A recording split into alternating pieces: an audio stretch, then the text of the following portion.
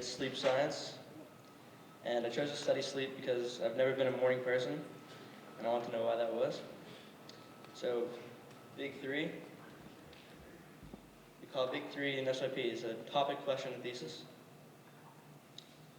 And my topic is sleep deprivation. I chose sleep deprivation because that's what I believe is the cause of my sleeping mornings. So my question is, what are the effects of sleep deprivation on the mind? With this question, I went in depth in the chemical process behind sleep and sleepiness. My thesis is sleep deprivation significantly slows and impairs cognitive function. I believe this is true because I know it perform better in all areas of my life on more sleep.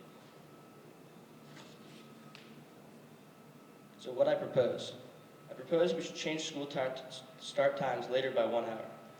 In turn, students would receive an extra hour of sleep. So this is a graph showing how much sleep you need. So this PowerPoint will focus on the teens ages 10 to 17 who needs 8.5 to 9.25 hours of sleep. So how severe is sleep deprivation? At one point, everyone will experience sleep deprivation. The problem occurs when sleep deprivation accumulates. So some facts. According to the National Sleep Foundation, 85% of teens receive under 8.5 hours of sleep per night. 70% of adults reported being sleep deprived as well. So some health threats linked with sleep deprivation are heart disease, weight gain, and in extreme cases, hallucinations. So deprived mind. On a sleep-deprived mind, you have memory loss because memory consolidation takes place during sleep. You have trouble noticing patterns as well because your brain can't make connections. You're also 10% more likely to be in a car crash for every hour of deprivation, according to the National Sleep Foundation. All right. So why do teens fail to get enough sleep? They fail to get enough sleep due to social pressures, like the need to text a friend back late at night, or the pressure to get into college, so you're staying up late studying. Also due to hormones and school starting times, which is what I believe is the biggest problem. So melatonin is under hormones. So it's a neurohormone that tells the body what stage of the circadian rhythm it's currently in. A neurohormone is a hormone that is secreted by a neuron into the bloodstream. Melatonin also helps the body fall asleep and stay asleep, and it contains anti-aging properties. The National Sleep Foundation proved this to be true in a study performed on mice. So the circadian rhythm. So circadian rhythm shows when the body is in its deepest sleep or highest alertness, or even when melatonin secretion starts and stops. This shows that melatonin production stops at 7:30. Your kids are waking up much earlier to get to school, resulting in sleepy mornings. So what I tested alternating weeks of deprivation and baseline sleep. So the first week was it was a deprivation week, so it was 7.5 hours of sleep. And then a baseline week, which was 8.5, and then subtracted an hour, so then 6.5, then 8.5, then 5.5, and 8.5, and so on. And we performed 2 tests, 2 mental and 2 physical tests. So the first mental test is called the Haling's test. It's a sentence completion test. The format of it was 10 sentences with the last word missing. The objective was to complete the sentence so it made sense. The second mental test was a memory test. Its format was to study 10 random word pairs for a minute.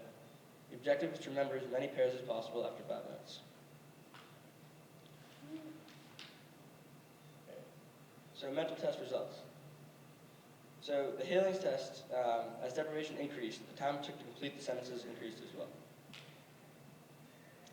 The memory test here, you can see a downward pattern visible as the deprivation increased.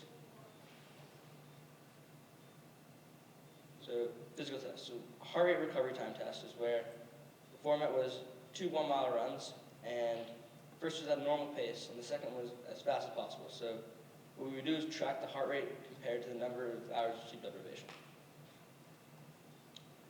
Physical test. First one was a weightlifting rate of increase. So the format was 4 sets of 12 repetitions for each workout. The objective was to track the rate of muscular strength increase compared to sleep deprivation. So the physical test results. For the heart rate recovery time for the natural pace, you can see that the time is almost like a downward trend there. that could just be my heart getting in better shape. Doesn't really have to do with the sleep deprivation. For the harder recovery time for the fast pace, not really any noticeable patterns for these results. It was just kind of all over the board there. For the weightlifting results, so the rate of increase was as expected, and I believe was completely independent of sleep deprivation. So the University of Minnesota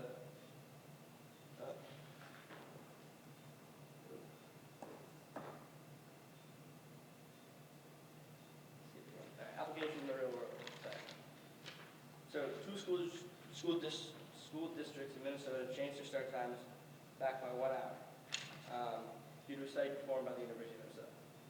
Here we go. University of Minnesota.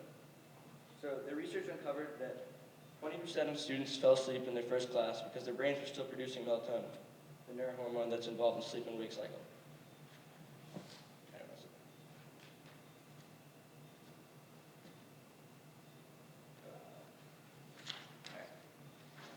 So the results of this. So after 1 year of the start time change, 7,000 students reported earning higher grades. Depression and dropout rates decreased as well.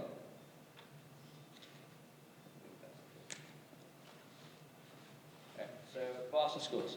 So charter schools in Boston started later than the public schools in 2012, earned higher scores in every section of the MCAS for every grade level.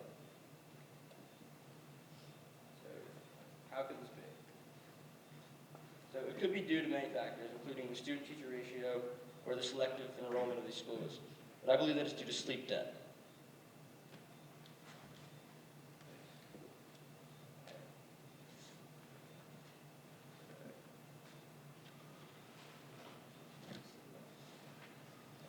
Sleep debt is like what happens when you sleep less than your required amount. So if you need 8.5 hours of sleep and you only get 7.5, your sleep debt is an hour. And so it's like it affects your brain functioning at its full potential.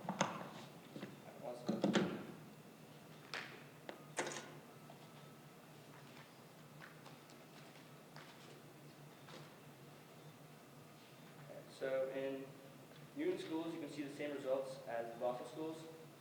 But many people believe that it's because the Boston schools, those results are because they're so selective. But in Newton schools, the selectivity is the same and funding is the same. The only left factor is that the schools start at different times. So Brown Middle School starts 30 minutes later than Oak Hill. They scored 4% higher in English, 2% higher in math, and 6% higher in science on last year's MCAS.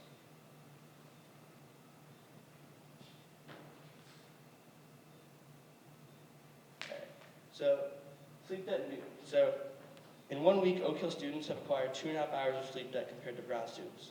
And in a month, it will be 10 hours, and in one term, 25 hours, and in the school year, nearly 100 hours.